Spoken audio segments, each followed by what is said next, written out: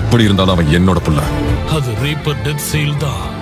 உன்னோட சக்கராவில் ஒரு பகுதியோ நருட்டோக்குள்ள அடைக்க போறேன். உனக்கு நேரம். அப்புறம் எதுக்காக நீங்க ரீப்பர் டெத் சீலை பயன்படுத்த விரும்புறீங்க?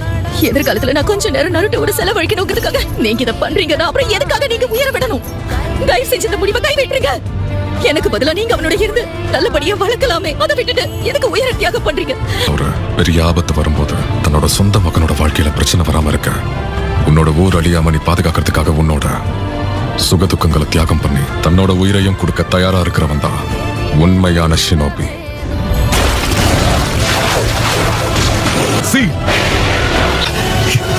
என்னோட உடம்பு மொத்தமா மறுத்து ஒன்னு நான் மன்னிக்கவே மாட்டேன். மிச்சம் இருக்கிற 90s நருட்டோக்குள்ள அடைக்க போறேன். இவன் என்ன மறுபடியும் அடைக்க முயற்சி பண்றான். குஷினா, உனக்கு என்னாச்சு?